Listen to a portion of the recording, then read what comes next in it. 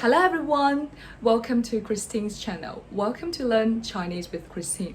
I'm so happy to see you all guys. Alright, so today in this video, we're gonna mainly talk about Chinese particles.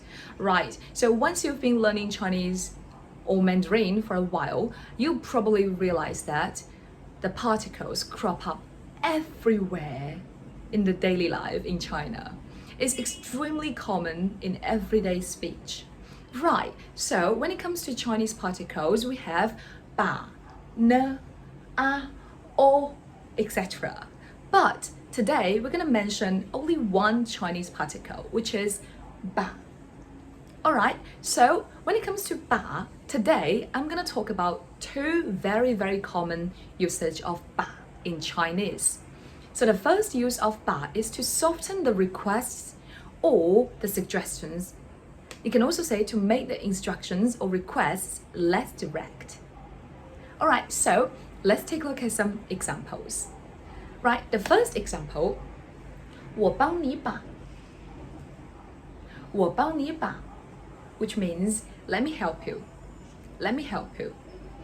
Of course, you can also delete ba in this sentence, but if you delete ba, it will make your sentence more direct, less polite. You can also say 我帮你 in your daily life. And the second sentence, which is 你们快去吧. 你们快去吧, which means hurry up. Hurry up. Of course, also in this sentence, you can also delete ba. But if you delete ba in this sentence, it will sound very direct. Not as polite as it should be. You can say, it will be like 你们快去. 你们快去. It will sound like you are very rushed. You want to force others to go right now. So it's not that suitable in the daily life, except that you're really in a rush. Right, so the next example, 你来吧. 你来吧, which means, why don't you do it? Why don't you do it? Of course, this sentence you can also delete ba, but it will sound very impolite. It will become 你来, 你来, and it sounds very direct. It sounds like you are a little bit angry. You want others to do it to show that you can do it. For example, 既然你这么厉害, 那你来, which means since you think you're so capable of doing it, why don't you do it? So it doesn't sound polite at all, especially in our daily life. Right, the next example, 我觉得你还是买辆自行车吧. 我觉得你还是买辆自行车吧. Which means, I reckon you should buy a bike. I reckon you should buy a bike. So here we put ba at the end of this sentence to show your suggestion. You don't want to sound like you force others to do what you want to do. You just want to show your suggestions. That's it. Right, the next example, 我们去游泳吧.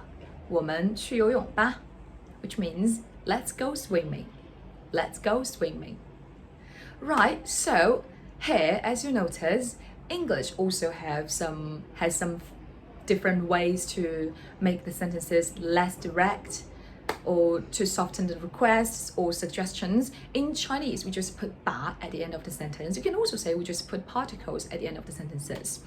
But you have to, but I'm going to make it clear. Also, remember that in all of above sentences, just now we mentioned, you can also delete all the ba in every sentence, but you would sound very direct. Alright, thank you so much for watching this video. I hope I can help you so much about Chinese. So if you have any questions, you can drop your comments down there and see you the next time. And please don't forget to click the second video. The second video is about the second use of Chinese particle ba.